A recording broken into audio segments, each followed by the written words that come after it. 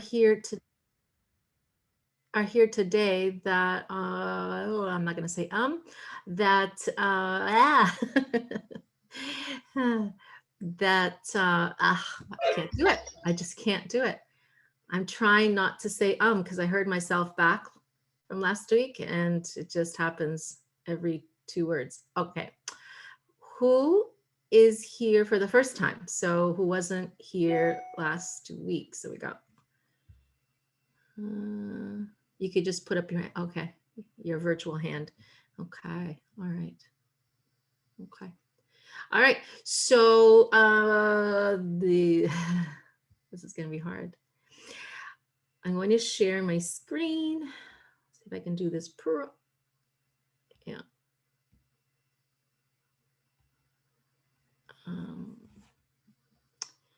So do I need to from here?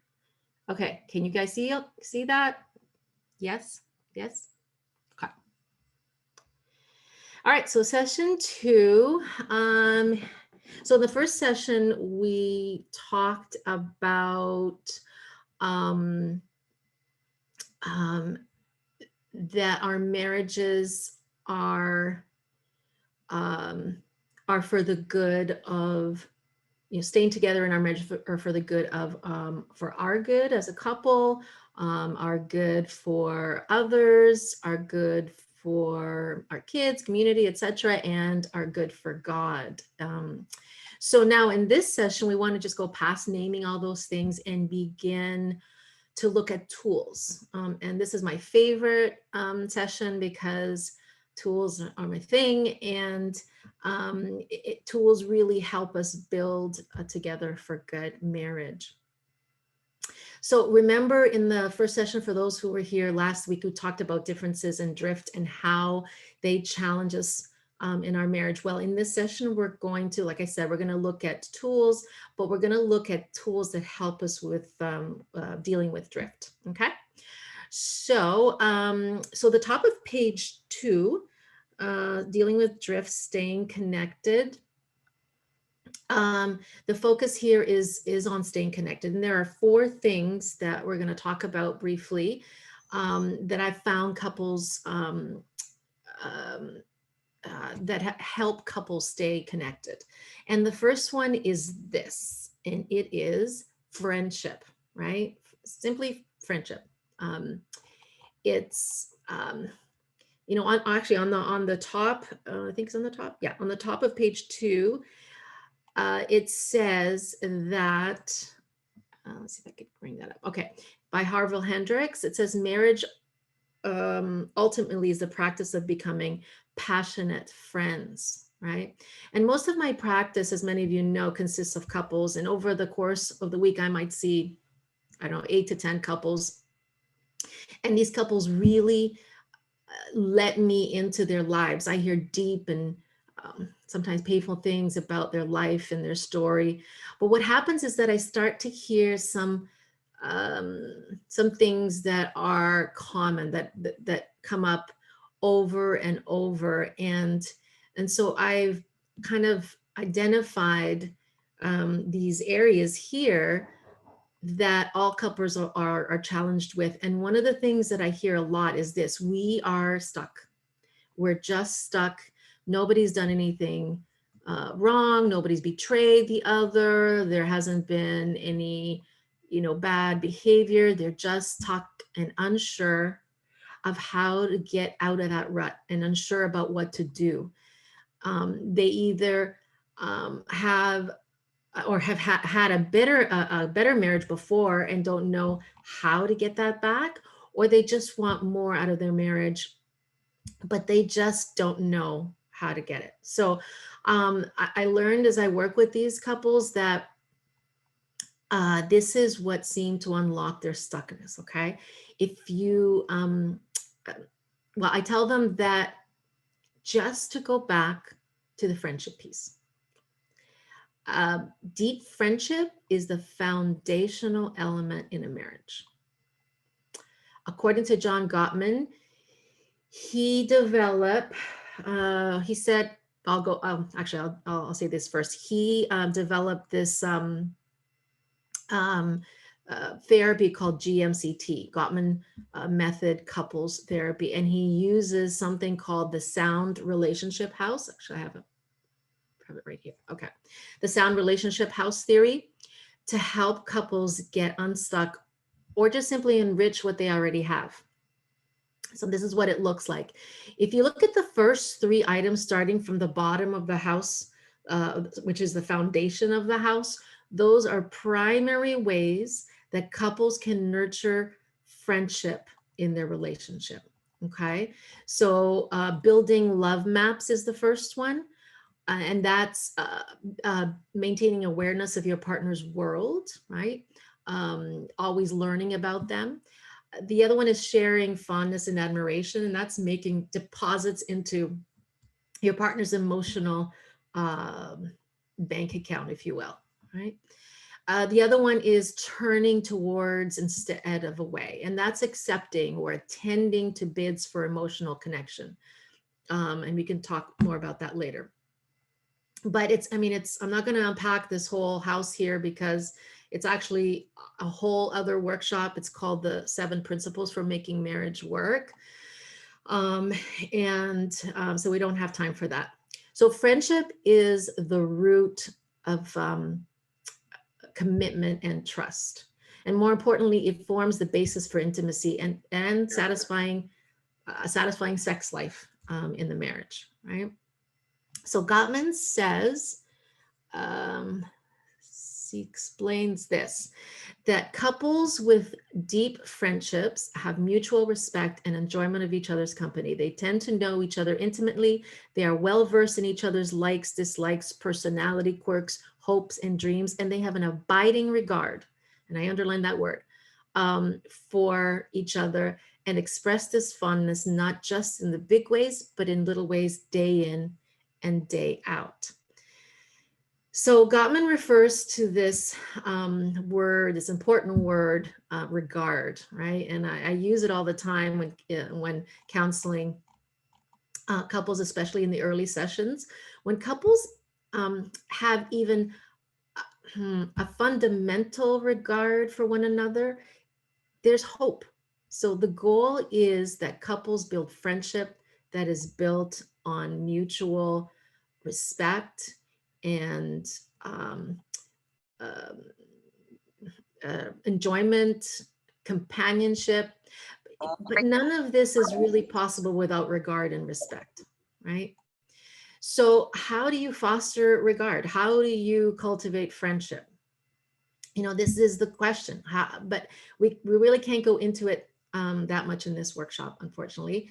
But in the interest of time, but I want you to refer again to the relationship, the Sound Relationship House. So maintaining awareness of your partner's world is really important. So that first one, building love maps. Another way is making deposits into your partner's emotional bank, and attending to your partner's bids for emotional connection. And I could talk about the bids piece a little bit further, maybe in the question period. So what I'm seeing is that some couples, I'll just move ahead. Some couples in particular have had no real role models for what a good marriage looks like, right? I mean, think about who your role models were or are. They don't really know how to be husbands and wives at times. And the whole idea of building a marriage is kind of foreign for many people. But essentially, everybody knows how to be friends. I mean, we're friends before we are, or we're friends with people before we become spouses, right? So I tell couples to just go back to the friendship piece. The things that make you good friends, having conversation with each other, hanging out with each other. You've got each other's back. You give each other grace. You cut them a lot of slack. And this is what friends do for each other. And couples lose that friendship piece too often. right? So go back there, and when your friendship is really, really intact, you can have so much fun, and there's warmth, and there's grace and understanding, makes everything so much better. Now imagine being in a season of your marriage where the friendship is lacking. Things might kind of irritate you more that wouldn't have bothered you before. Maybe things hurt you that wouldn't have hurt you before, in a difficult season of marriage. So just, keeping that friendship going, when you get lost in all the other things of marriage, for example, family and parenting. I mean, those are big things. Go back to what initially drew you to each other as friends. I mean, that's really important. I don't know if Amanda has already attached this, but I'd like to share with you something called a couples conversation. I don't think I printed it out myself, but anyway, it is I'll be really sorry. I'll be sending it out after the workshop to everyone. okay. So this couples conversation is a conversation that I encourage couples to have, and there are instructions there on the second page of that attachment, and it really is you getting unpacking this friendship thing. And have we lost it? Do we have it? And it is a half an hour conversation that you have with your partner about friendship. Okay, so that's a really good resource to have. So let's go back to page 2. The second key for dealing with drift, and if you want to, you can fill in the blank, is honesty. Honesty is a huge piece for many couples to start to get back from a period of drift. Partners need to just start being honest with each other about what's going on, what they're feeling, and what they need. Um, I'm not suggesting that you're lying to your partner, but there's a kind of dishonesty that isn't directly lying. It's just not telling all the truth, right? You've heard that before. It's just omitting some things. Equally dishonest, equally undercutting the relationship, just not coming forward and saying, this is the way I feel and this is what I need. So when we start having these honest conversations, things can really turn around and shorten that period of drift or avoid it altogether. Many of my couples will come back and say, wow, we've never talked like this before. And it's amazing. It's really transformative for the relationship, for the marriage. There's a good quote on that page 2 by Henry Cloud. It comes from the book Boundaries in Marriage, which I recommend to most of my clients, the ones that have a Christian worldview. And he says, couples often, I'll read from here, couples often live out years of falsehood trying to protect and save a relationship, all the while destroying any chance of real relationship. Wow. Yeah. I think a lot of us live this way. We're not willing to be honest, and honesty makes a huge, huge difference. Nothing healthy comes from or comes without honesty. So let's just get honest with each other. It's really important. Here's a little exercise in honesty. So we're going to do that your turn thing for 2 minutes. At the back of your manual, and I don't know if you've been able to print the whole thing, but at the back of the manual, there's this, I can show it to you, it's on the screen, but it's right at the back. It's kind of looks like a target with some numbers there and colors. So take a look at that and actually be honest in assessing the state of your marriage right now, right? In this season, not at this moment, but in this season. How close are you? How connected are you? I'm not gonna say happy, how satisfied are you in where you are right now? The closer to the middle, obviously, of the target, the better it is. You'll notice that the colors kind of get warmer as they get closer to the middle. But don't base your answer, like I said, on this exact moment, because, who knows, you might have had a fight just before the session here. So, or sometime today, hopefully not. Anyway, so base it on this current season in your marriage. How are you feeling? And remember, we can be drifting without even knowing it, and sometimes we just need to sit down and reflect and say, where do I think we are? You might find that you're in different places, right? And it's a really good thing then to talk about that. It's good to know where your partner might be. You might be surprised that one of you sees it one way and the other sees it the other way. So just take a minute right now and put a dot on the target where you think you're at, and then share your answer with your partner and just explain to the other why you put your dot where you did. And remember, this is not up for debate. It's not up for discussion. It's going to be 2 minutes. So we'll give you a couple of minutes for that. So Alan, take it away. Okay, I'm going to share your screen, please. Oh. Okay.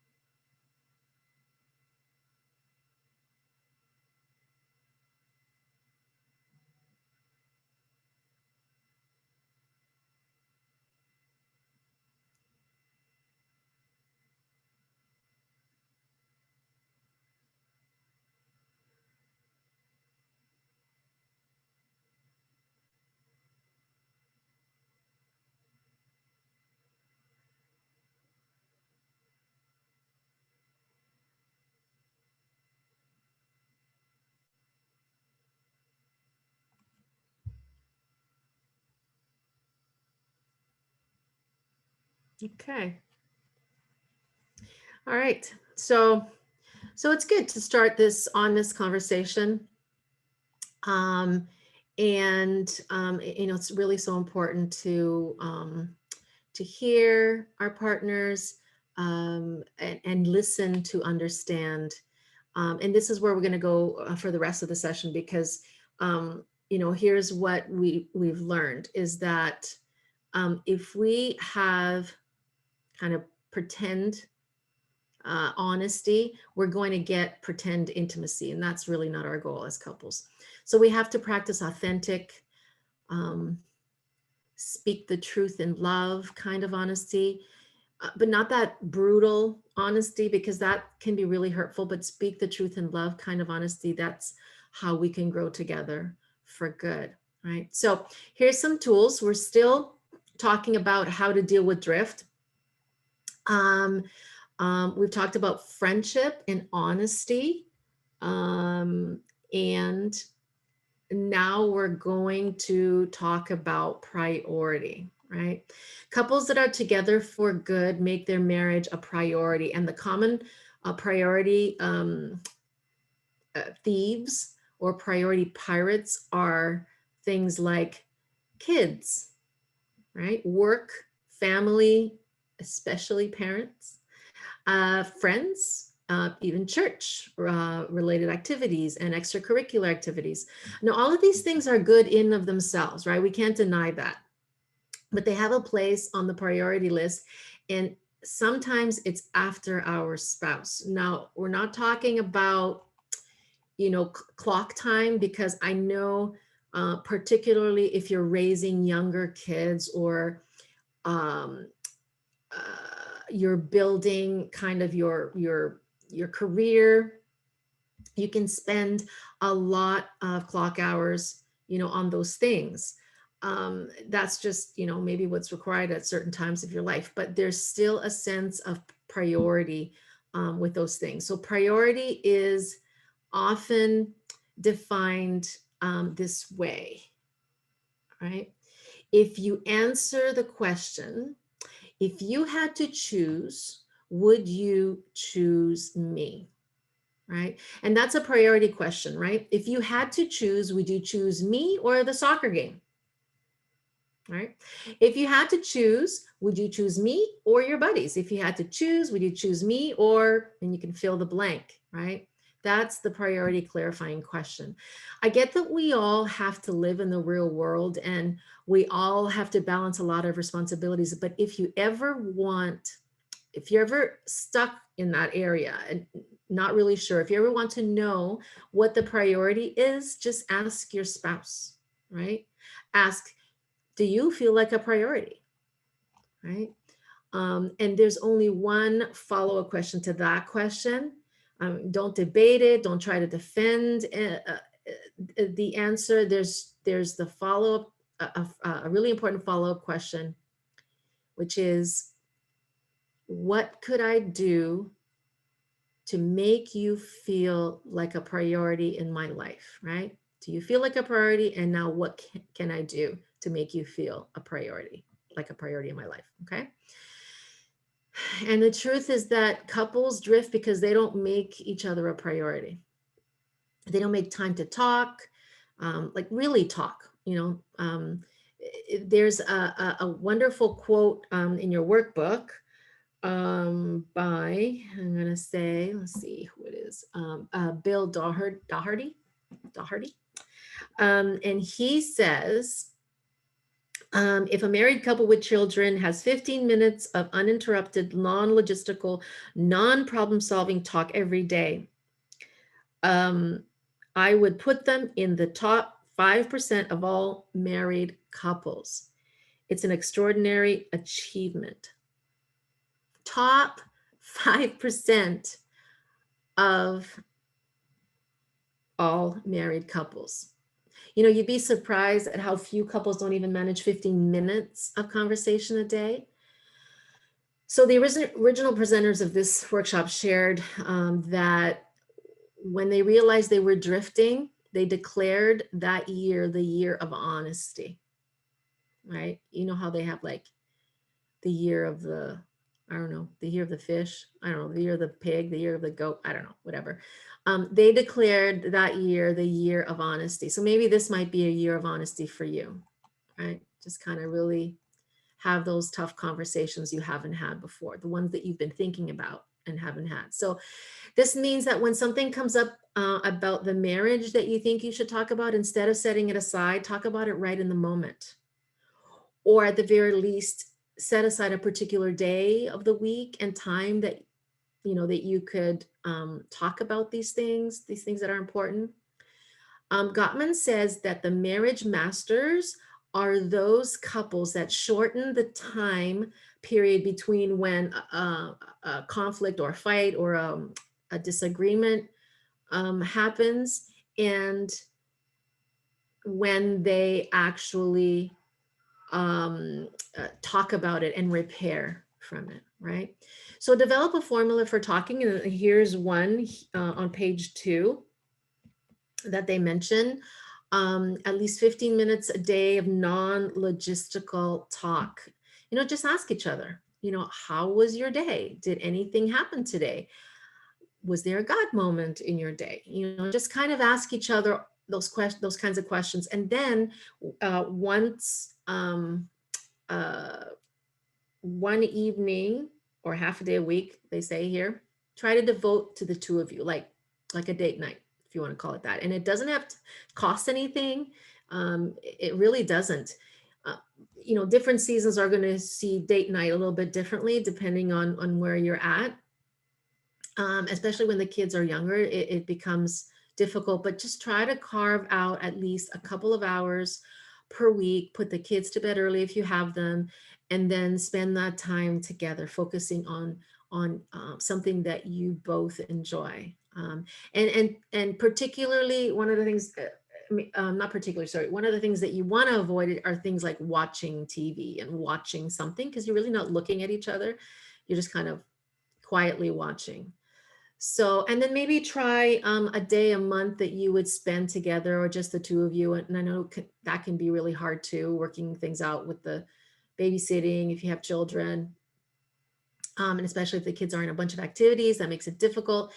And then not one day a year, a weekend a year, or a week a year, where you might, just go away.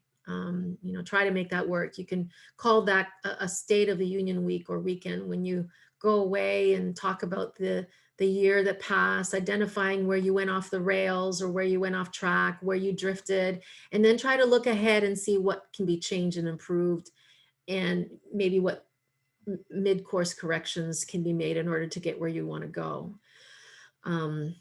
And how you want to get there. And these are the getaways that really, I don't know if you can probably share a lot of your experiences, but these are the getaways that can keep your marriage on track, especially in a season of drift, if that's happening. And then the fourth one is communication. And it's really a tool for staying connected. And it's just so basic, right? But we tend to lose this piece in our marriage because of busyness and the drift. And here's the thing: we have differences in communication as well. Like we communicate very differently. Maybe we can actually. Here's a good time to play that first video. Can we do that, Ellen? Oh.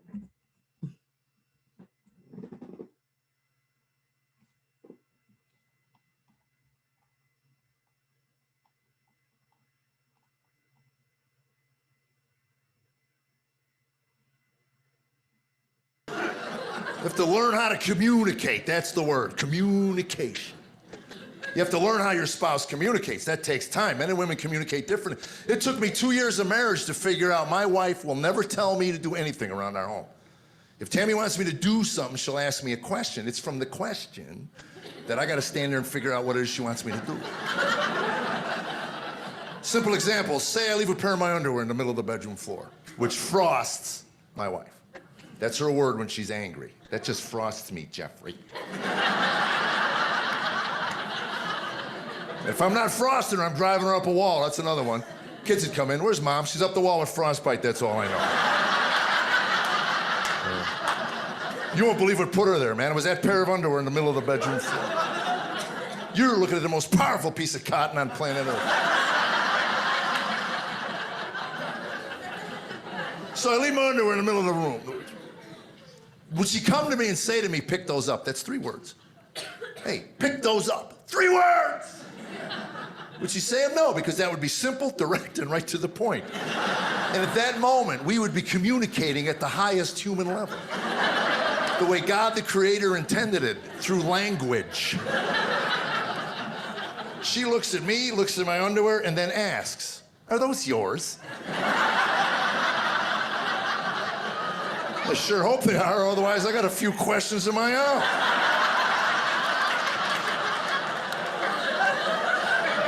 What do you want? That's the only question a man has for his wife. What do you want? Quit talking in code and tell me what you want.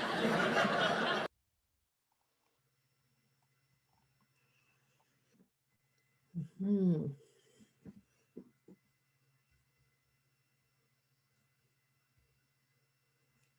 Communication, right? I thought that was funny. Okay. It's the best tool that we have to deal with drift that creeps into our marriage. So we're going to go a little deeper into this area of communication. On page 3, you're going to see these different communication styles. Okay. So let's see if I can put that up here. Okay. So look at each of the communication styles there on page 3. I'm going to give some context for each of the words on both sides of the lines, the continuums. Identify your communication style by placing your initials somewhere on the continuum, and then do the same for your spouse. So your initial and then your spouse's initial, right? And then your spouse is going to do the same thing on their sheet, on their workbook. So the first one is internal processor versus external processor. So external processors, not only do they like to talk, these people need to talk a lot. They don't even know sometimes, they actually speak before they think, right? So sometimes it just comes out of their mouth, foot in the mouth kind of thing. So while internal processors, on the other hand, need to think things through, we need to process things, formulate things in our brain before it comes out of our mouth. So it might take internal processors a little time to collect their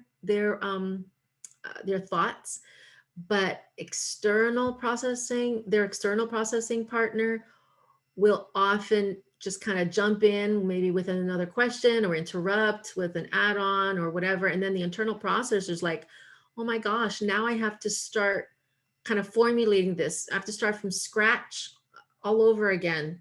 So we really need to be mindful about what kind of processor that our partner is. And if it happens too often, the internal processor will often just shut down, right? It's just too much to do, too much work. And so they feel like they can never keep up. So they might just eventually just kind of tune you out, stop talking, fade off somewhere. And sometimes the external processor doesn't even notice that their partner's not even listening anymore. So eventually they figure it out. And so where are you on the continuum? Put your initials there and then put your spouse's initials where you think they might be. So just take a moment to do that. I'll give you just a second to do that and we'll go on to the next one. Okay. So the next communications style is facts and feelings, right? One of us tends to be more towards the fact type of communication. And for those who are on that side, you might say, if you can just dial down the feelings a little bit, I'll be able to understand the issue a little bit better, right? And if you're more on the feeling side of things, you might say, well, my feelings are the issue. Thank you very much. Yeah. So we need to talk. This is what we need to talk about. It's my feelings. So sometimes it could be a real communication barrier or conflict as you kind of navigate your differences in this area. And then, so do the same thing. Okay. So kind of plot where you are on the feelings versus facts and where you think your partner is in that area. And here's a little tip while you're doing that. If your spouse is starting a fact conversation with you, don't answer with feelings, right? And if your spouse is starting a feeling conversation with you, don't answer with fact, because you're probably going to default to the way that you normally communicate. So if he or she starts with feelings, kind of try to stay with feelings. Because keep in mind, feelings need to be validated. And sometimes that's why we kind of move so quickly to fact, because we don't know what to do with that. We don't know how to validate, maybe. It's kind of foreign to, especially the fact the fact communication style, right? So here's a little video to help us understand that. Can you put that on, Alan, please?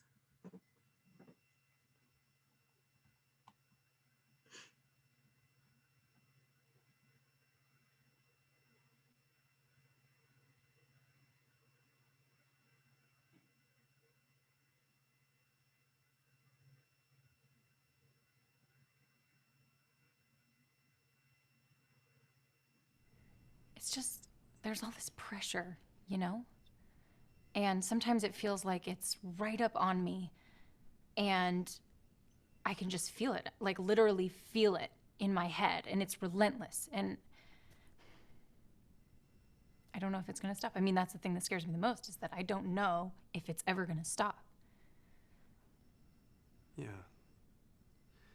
Well, you do have a nail in your head.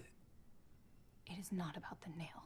Are you sure? Because, I mean, I'll bet if we got that out of there... Stop trying to fix it. No, I'm not trying to fix it. I'm just pointing out that maybe the nail is causing... You always do this.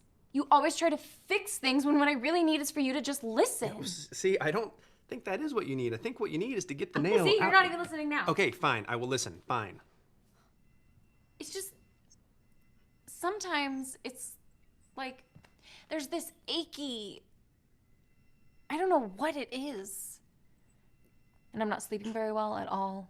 And all my sweaters are snagged. I mean, all of them.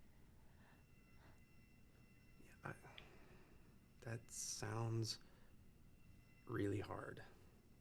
It is. Thank you.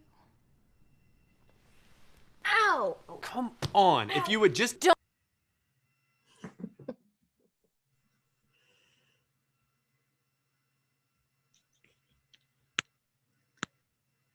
Yeah. So you get it, right? Okay. All right. So, and then we are going to go to minimizing versus magnifying. Okay. So minimizers generally manage their their anxiety or life in general by reducing problems down. They'll say, you know, it's not a big deal. It's okay. We got this. No worries. It's fine. That's a minimizer. Magnifiers, on the other hand, do the reverse. Everything is a crisis. They're drama kings, drama queens, whatever you want to call it. They often feel things intensely, and they want you to know that they feel these things very intensely.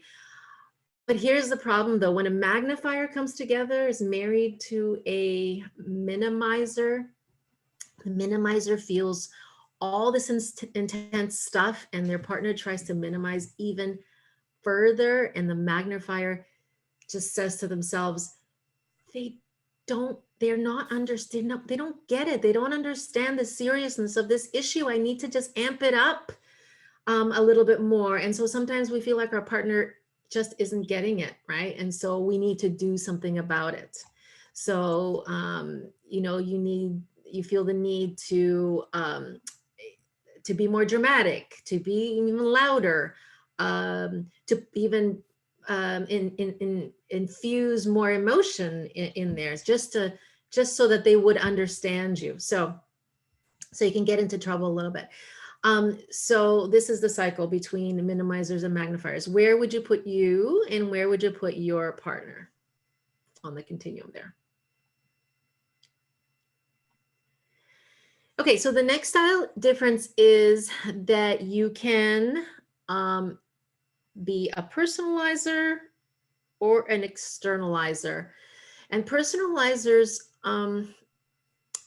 because of the way they were raised or other factors, they tend to feel everything is their responsibility. They tend to feel everything is their fault, right?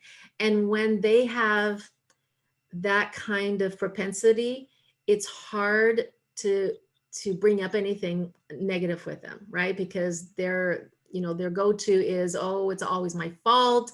I'm such a bad person. I can't do anything right. And they just get so personal. So it's hard. And and you might say, whoa, whoa, whoa, whoa, whoa. I don't know what you're talking about, but I'm just trying to see who's going to go to the mailbox today, right? It's like, it's not really that extreme. So, so that's like kind of an extreme personalizer. It always feels like it's about them. Um, and another thing, it also might be hard to really kind of have a balanced conversation with an extreme personalizer, because in their world, in their mind, nobody's ever has been hurt the way that they've been hurt, or no one has ever been discouraged the way they've been discouraged. This has never happened to anybody. They kind of like they've experienced the worst of the worst. And that's extreme, I know, but you can see how it'd be tough to have a conversation with them. Now, on the other hand, we have the externalizer, right? Nothing is ever their fault. Do you know those people? It's never my fault. It's always someone else. So if you try to give them some feedback or have an honest conversation with them, they will either deflect, they'll defer. It was the other driver, it was my mother, it was my boss. They don't take responsibility, and this is very difficult. It's a very difficult conversation style to bridge. So the personalizer versus the externalizer. Now, we're not extremes. We're somewhere, on either end of the continuum. Generally, we're somewhere in the middle, but it can really make communication very difficult. So again, put your initial where you think you are and where you think your partner is on that line.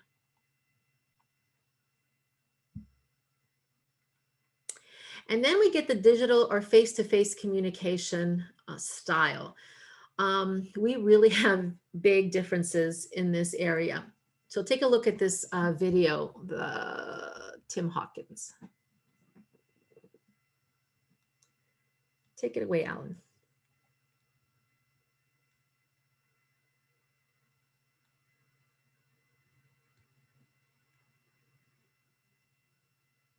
Like one of the conflict resolution tools they teach in marriage is ask questions. When you have a disagreement, don't just start spewing out what you think, make it worse. Ask questions, try to relate, make it better. I used that last week. My wife and I got into a disagreement. It got hot, it got heated. We started a fight. I stopped myself right there, started asking questions. Honey, why are you being a psycho right now?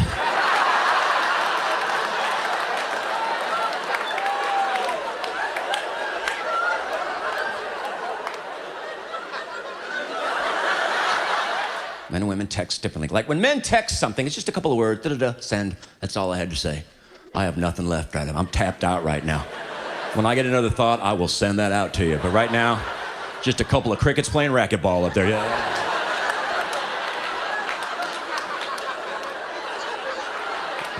But women, when women text, what are you doing? Oh, you look like a squirrel holding a nut. You're like, oh, yeah, I'm gonna tell her that too. Yeah. I got a carriage return on your phone. This is my text to her right here. Hello, my darling. How you doing today? Send. And that's when the floodgates open. Now I'm going to read you her response. Good, I'm just so tired. Went to chiropractor. I'm super tight through shoulders and mid-back, so I loosened that up. He said, it sounds like my brain isn't shutting off for some reason. I asked him if it would be from playing electronic games before bed. He said, probably so. He said, try that, have a sip of wine before bed. If I don't sleep good the next week, come back and try acupuncture. Smiley face, I'm feeling very draggy, but still is Jack and Stacey, so it could be in the air. Have Jackson played Xbox before bed, so he could have the same issues.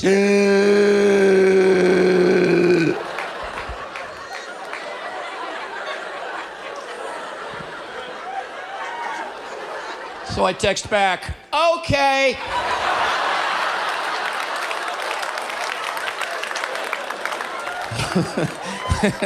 Actually, it was just, okay, that's all it was. I don't want to overdo it.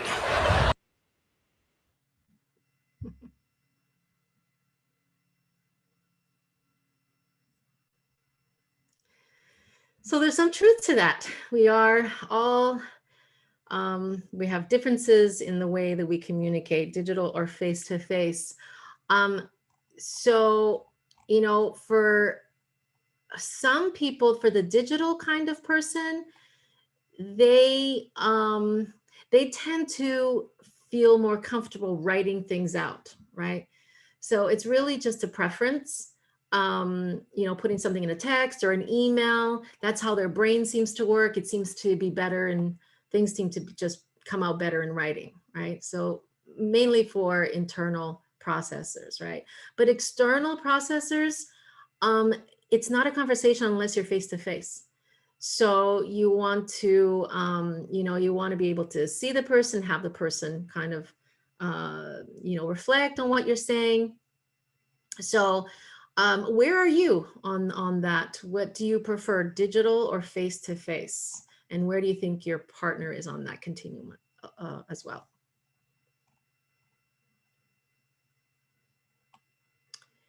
Okay. And the last one is indirect or direct. Like that clip that you saw about the underwear there on the floor, you see that that is an indirect communication style, right? Where, there you might be hinting or ask a question. A direct style are those people that are more blunt. They come right out and they're very clear, they're very factual. If you come from a long line of hinters in your family, you'll probably be a hinter as well, unless you're very intentional about changing that. So that would be a difference in your communication style in your marriage as well. So where do you think you are on that continuum, right? Indirect or direct? So now I just want to give you we'll give you kind of a couple of minutes to, let's do 2 minutes. Is that okay, Alan? We'll do 2 minutes. If you guys just compare quickly your answers and you're not going to be debating anything. It's only 2 minutes just to see, just for information purposes. Don't try to fix your partner's answers. It's their answers. So we'll just give you 2 minutes to just do that right now.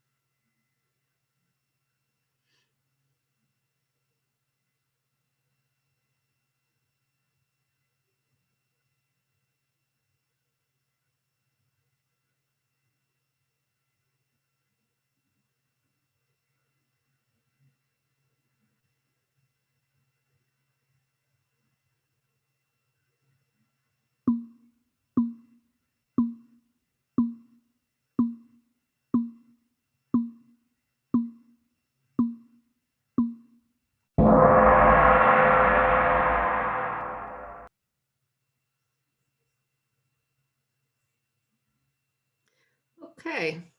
All right. So, yeah, so we did that. Okay. So Communication is the number one issue for most couples. But what we're talking about when we say communication is, people are talking potentially, but we're referring to something else.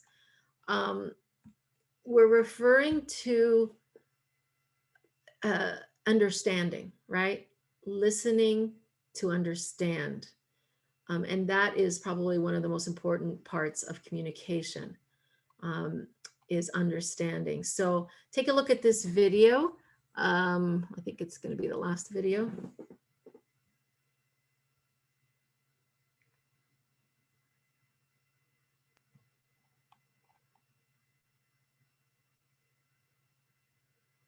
Das hier ist mein Sektor. Das hier ist das wichtigste Gerät des Küstenwächters. Das Gerät und das Gerät. Überlebensradar.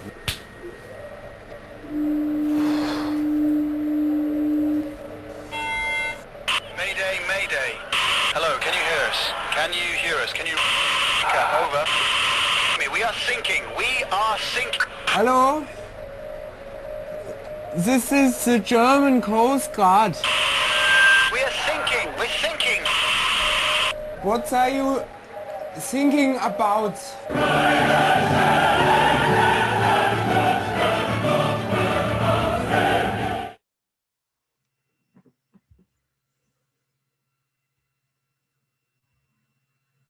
Yeah, so if we're not really listening to understand, we can get into trouble, right? So let's see. Okay.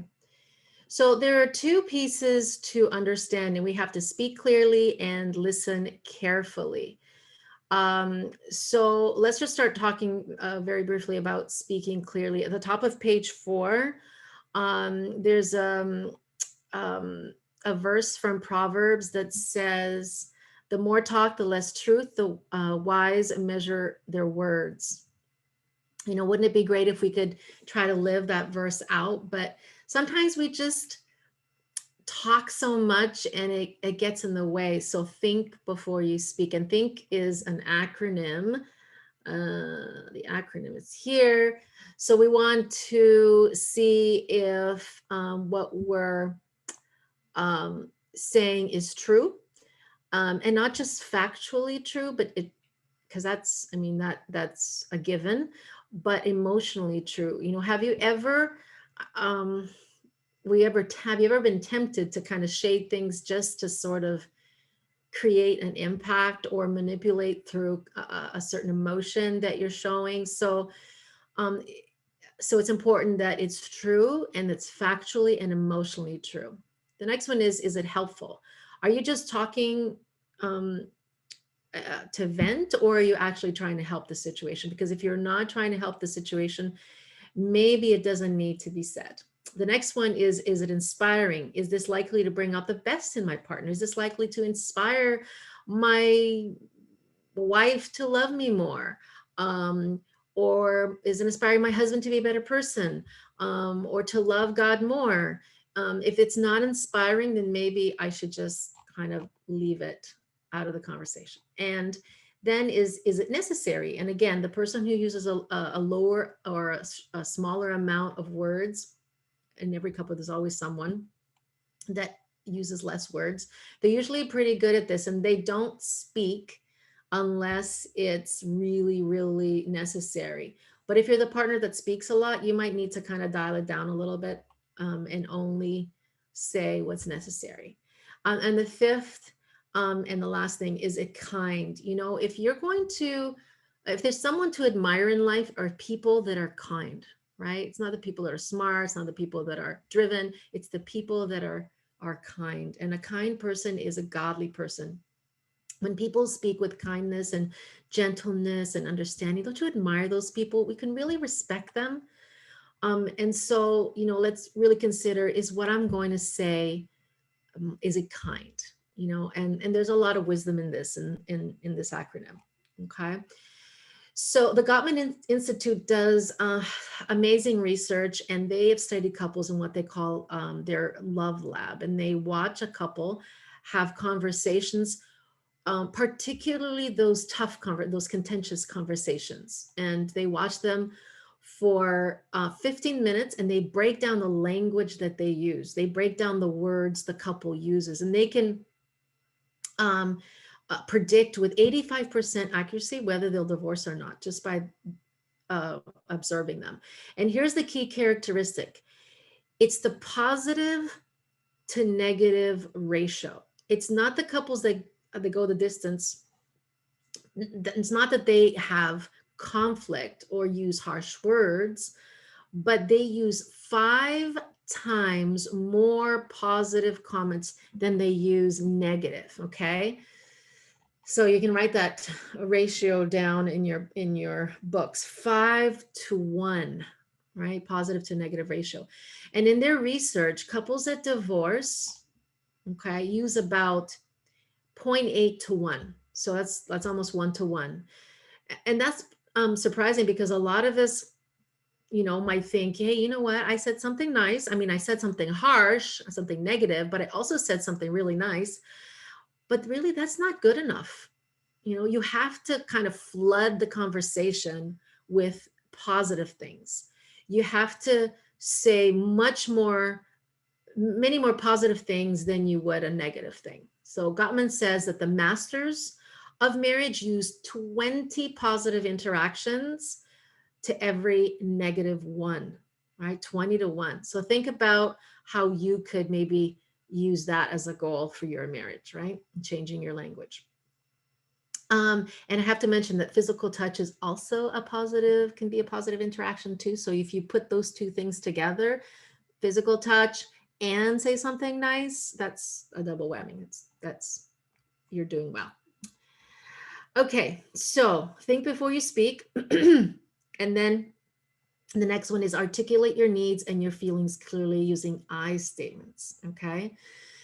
This is a tough one for internal processors, right? I'm an internal processor, and sometimes I don't even know how to get out what I'm thinking or feeling, or, I have to do kind of my internal work first. What am I feeling? What am I trying to communicate to my husband? What do I need from him in the moment? So ask yourself those questions. What are you feeling? Why are you feeling it? I can tell I'm frustrated. So why am I so frustrated? What is this about? Sometimes we have to go deeper and figure all this out in order to, be able to articulate it to our partners. Otherwise, you're just going to be communicating like just the surface emotions like anger and frustration, but you're not explaining what's behind those emotions. And I added the using I statements in brackets. And what this looks like is, using I, right? So you're speaking in a way that doesn't, where your partner doesn't feel the need to defend themselves or herself. I'm feeling alone and neglected every time I feel alone and neglected every time you spend more and more time with your friends. I'd like to talk about this, right? Versus you're always spending time with your friends and now you make me feel like I don't matter and you're so selfish. So see the difference? I, okay? The third one is be brief.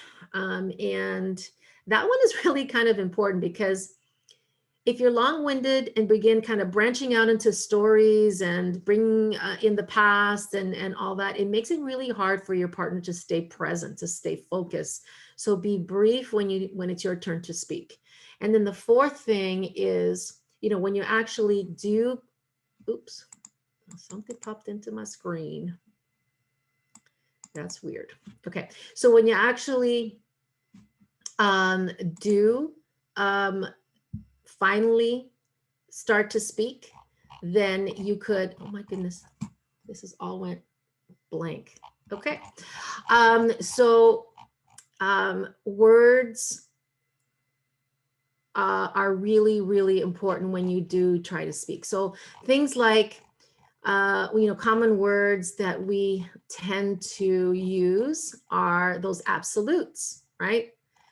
The absolutes are always, right? Never. And those can be really, really hurtful.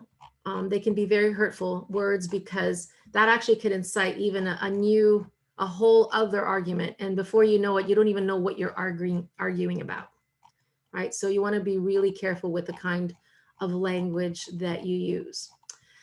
Okay, now we're going to talk about, and we're almost going for the final stretch. One of the pitfalls is listening, that we don't listen to understand, we listen to reply. So Stephen Covey said that. I think that's on your page 5. And it's important that we're not just listening, that we are that we're not just thinking about what we're going to say next, that we actually are listening. And so there's I read that we actually take only or wait only about 17 seconds on average to interrupt, and we spend most of those 17 seconds thinking of what we're going to say. So that's not helpful in conversation when we're having a conversation. So we need to be able to focus our attention. Okay. Let's see. I'm going to just skip over something. Okay. So there's so many things that we that distract us, right? Think about what distracts you. TV, the phone, children, computer, whatever. We're distracted by all kinds of things. So it's really important that we really support each other in turning off the phone, turning off the TV, being present with each other, giving focused attention. It's really a gift. And we really must avoid interrupting, right? It's difficult for those people who are very verbal, right? Because you always have something to say. Kind of your partner triggers you and then you just want to pounce and defend. And you may actually have learned this from your family of origin, right? So think about where that comes from. If you come from a family where there's a lot of chatter, people are always talking over each other. I mean, you learn pretty quickly that if you don't do the same, you're never going to get a word in, right? You're never going to be heard. But if you come from a family where, you're meant to be seen but not heard, so you might learn that being quiet is actually is safer, right? And so you bring that into your marriage. So we take these things and they're often not helpful in trying to communicate with our partner. And then it's listening to emotions as well as words, right? And some people have a really hard time with that, right? They avoid, and think about this. If you are one of those people that doesn't attend to emotion when your partner is speaking, why do you think you do that? And a lot of what I hear is that people are afraid. They're afraid to attend to emotion because if they do, they don't know what to do with it. They might be asked something that they can't handle and they're really, really scared. So they try to avoid attending to emotion. There's this little thing I teach to couples. It's called drive-through communication. I might have mentioned this before, but imagine going through a drive-through. You probably don't do this. You don't go through drive-throughs, right? No. But if you ever have, the first thing you do is you put in your order, right? And then the attendant, they repeat your order. If they got your order wrong, you're going to correct them. And then they repeat it again to make sure they got it right this time. And if it's right, you say yes, and then you move on, right? So think about that analogy, right? We really should be communicating like that too.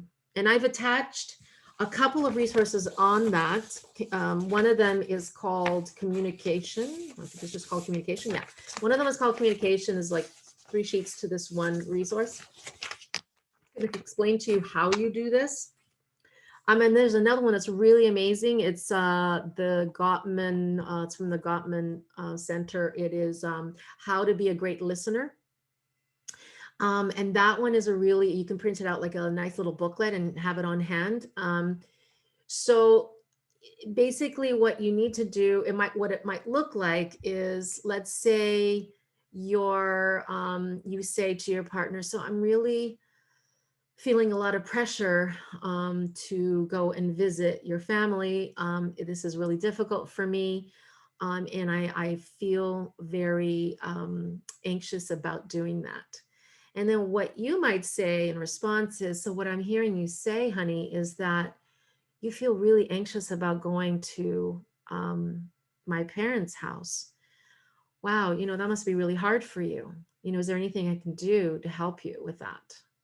Or, let's talk about that. What is the solution? So that is reflection, right?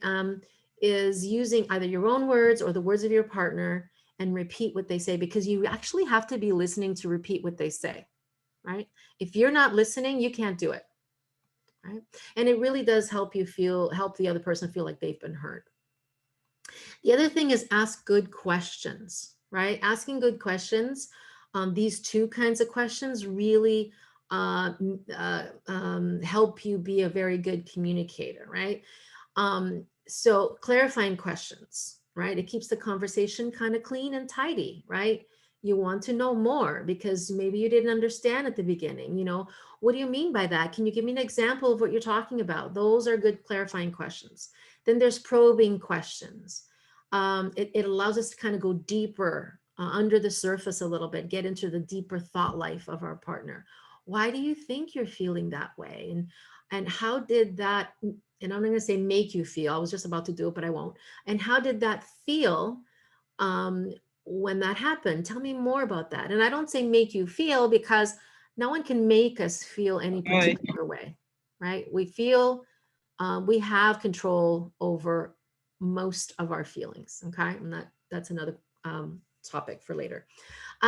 So these are all very good questions. Okay. So here's another tip, and I use this in my room, in my counseling room. I have something called a feeling wheel on the coffee table for people who have difficulty identifying their feelings.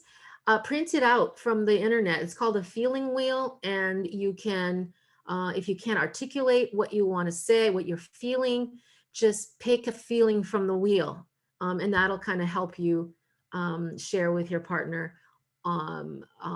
at that level, at the feeling level. Okay.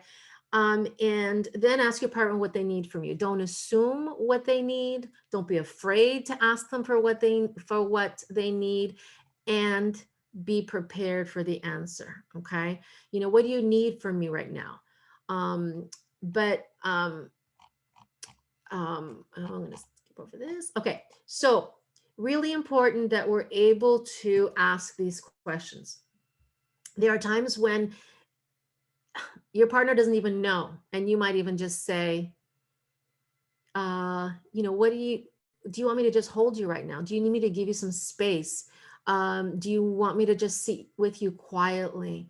Right. And these are oftentimes, and some of you know what I'm talking about, times or seasons in your marriage where there's illness, where there's crisis, where there's these external currents that impact your relationship, and sometimes you don't even know what you need, right? So wrapping up, then we're at the end, and for today, speak clearly plus listen carefully plus reflection equals understanding, right? So oops, I went too far. So the next extra part, and we'll do this, what we'll do is we'll give you 2 minutes to do this, and then what time is it? Okay, and then we'll give you 2 minutes to do this, and then we'll go straight into if you have any questions. And yeah, so what you're going to do is, if you go to page 6, so this page where there's 3 questions, pick one of those questions and share that, answer it, and then have your partner do that. Listen, reflect. So what I heard you say was, and then then the other one will do it. Pick a question, and the other person will listen and reflect. And Alan, we'll just do straight. We'll just do 3 minutes. Okay. Straight. One, We one, won't, one we time. won't, we won't do 2 and 2. We'll just do 3 straight. Is that okay? No problem. Yep.